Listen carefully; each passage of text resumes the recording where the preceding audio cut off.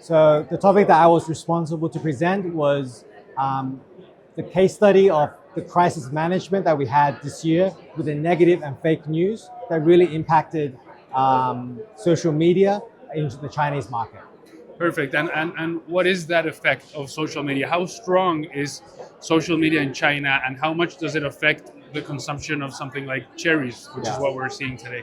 Yeah, social media and the use of social media in China is extremely prevalent. I think I've read somewhere that social media in China is the number one more used by any other countries in the world. And Chinese people really are very much addicted to using their mobile phones. So they rely on their mobile phones and social media to learn and understand and get news information. And this year, when we had a lot of negative news and fake news about eating cherries lead to negative health effects, consumers that looked at this and also the trade that looked at this, it created a lot of fear and uncertainty in the market, which I think somewhat impacted the evolution of this season. Yeah. And seeing the power that the social media has in China, do you think it's going to be hard to turn around the situation maybe for the upcoming season?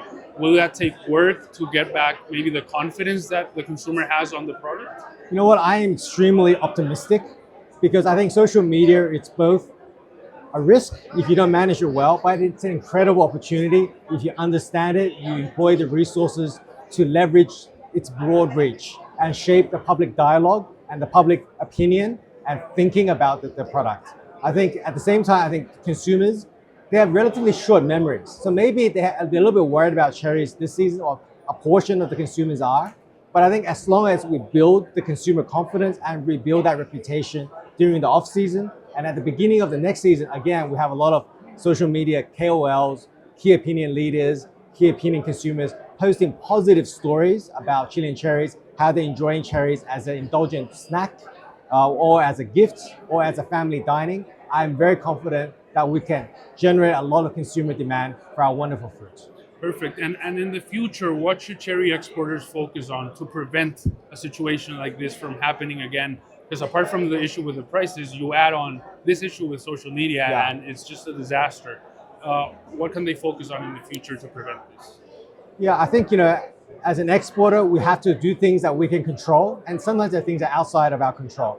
From an exporter point of view, as long as we continue to grow, pack, and export high quality fruit, I think that's going to have a significantly decrease the risk of consumers posting negative comments or negative posts about our fruit in the social media. Having said that, even if we do everything very well, there's always going to be a few grumbling noises saying, hey, maybe I didn't have a good experience. So that's our job as Frutas de Chile, to protect our industry, to take proactive actions, to track negative news, take actions to release formal statements, telling consumers, telling the authorities everything's okay, it's a good product, and at the same time also working with social media to continue to generate new buyers' interest to enter and purchase cherries and eat it for the very first time. Mm-hmm. And finally, on that same line, what are you guys from Frutas de Chile doing right now to prevent this from happening in the future? And what did you learn from this past season after having to deal with this issue? Yeah.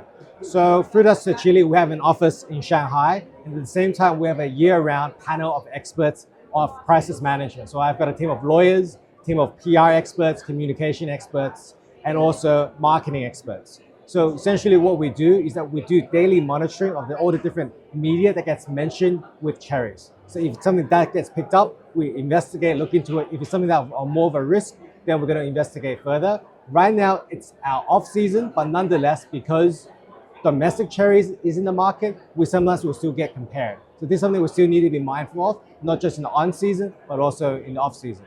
I think in terms of lessons that we've learned, I think probably three things. Number one, I think we need to have more content pre-prepared before any incident happens. So if something happens, we immediately have a professional expert saying, hey, you know what? This news is fake. Don't worry about it. Immediately, maybe 2 hours or 8 hours immediately after the negative news. I think that's going to be even faster. Like that's one thing. I think the second thing as well, a lot of the media are not educated, or they don't understand how our great fruit gets grown, packed, and exported to China. They don't understand that. So we need to educate the Chinese media because they're the first gatekeepers of how information gets disseminated into the public. So we need to educate and work better with the Chinese media, the Chinese experts. And thirdly, I think something that we need to do better at is that, at the end of the day, our exporters and ourselves, we're only a small part of the Chinese ecosystem. We need to work with the Chinese trade, the Chinese Fruit Association, and also the Chinese public sector and market authorities to regulate and to also to manage any negative news that gets generated. These guys have a lot of sway, and we need to get them to be on our side and work with them together.